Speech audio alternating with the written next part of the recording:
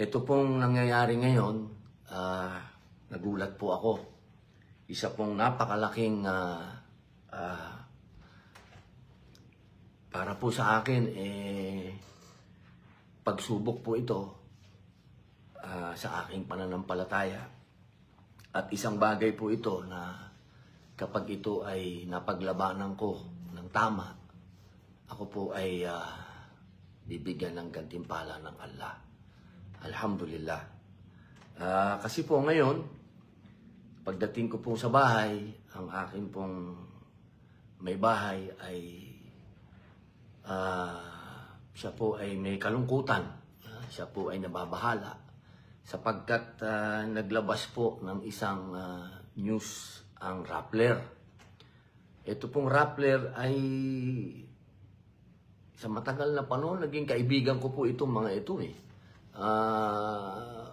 Hindi ko po malaman kung bakit po sila gumawa ng ganito na article. Sabi po dito Senator Padilla's dirty finger.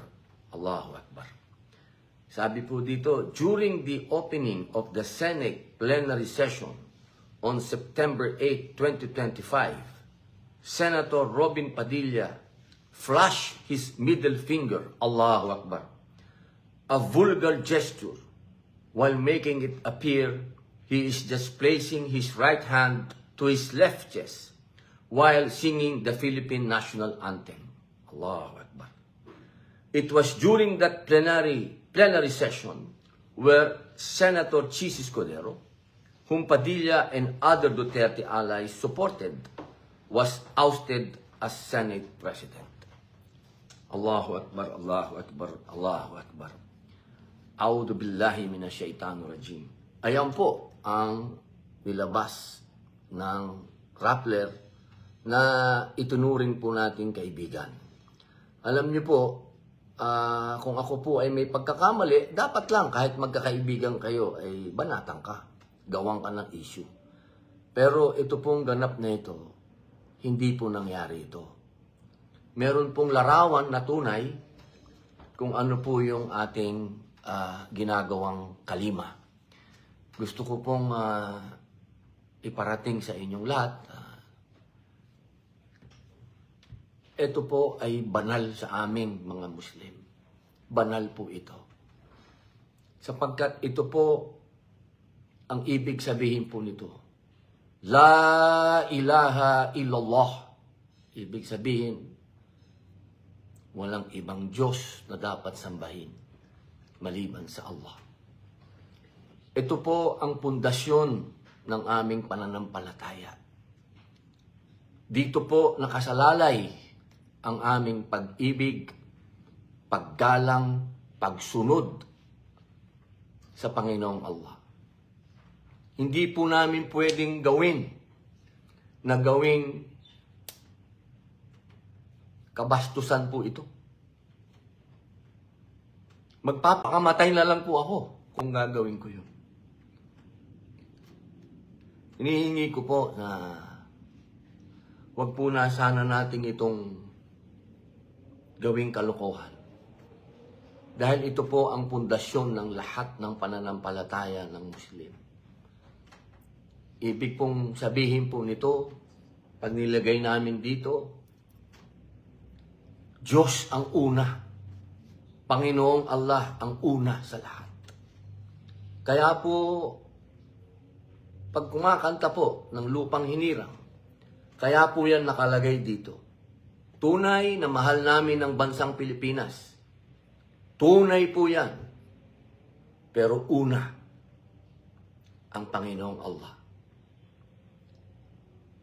Iyan po ay mababasa din po natin yan sa konstitusyon natin. Una, ang Panginoong Diyos. Kaya sana, mga kaibigan ko sa Rappler,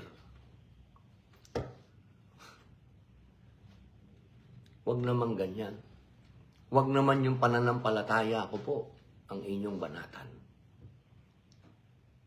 Hindi ko naman po kayo pinipigilan kung meron po akong ginawang pagkakamali. Banatan nyo ako kahit magkakaibigan tayo. Pero pagdating po sa pananampalataya namin, Allahu Akbar, nagpapakamatay po kami para sa pananampalataya namin. Handa po namin ibigay ang buhay namin sa Allah. Allahu Akbar. Allahu Akbar, Allahu Akbar, Allahu Akbar.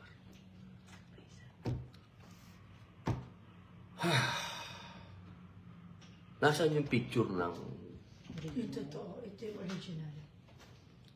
Tapos, Ito po, hindi ito, yung mahaba ang suot to. yung isa. Mahaba ang... Ano. Ito.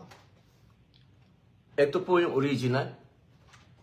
Ayan po. Makikita nyo po. Wala po akong ginawang pambabastos sa religion namin. At wala din po akong ginawang pambabastos sa ating watawat.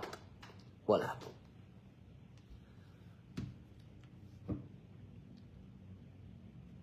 Kaya mga kababayan,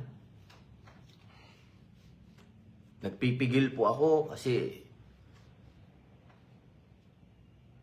ang sabi ng Allah, ang sabi ng Rasul, pag inaapi ka at ikaw ay magpakumbaba, magpigil, ng galit, mas lalaki ka, mas matapang ka. Hindi ko po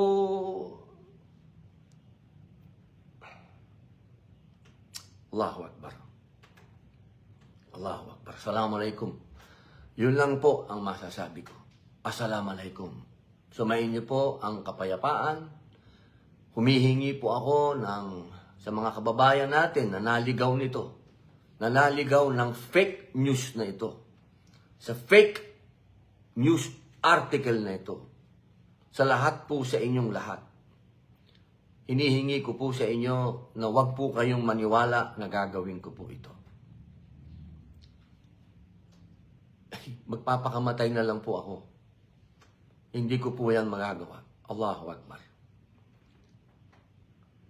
Marami po ang nagsasabi sa akin na magdemanda. Magdemanda ako. Ay mababawasan po ako ng reward. Ipagpapasa Diyos ko po ito. Dahil sa aming pananampalataya, ang ibibigay mo sa Allah, siya po ang magbigay sa akin ng gantimpala at bahala na po sa inyo ang Allah. Yun lamang po. Assalamualaikum warahmatullahi wabarakatuh.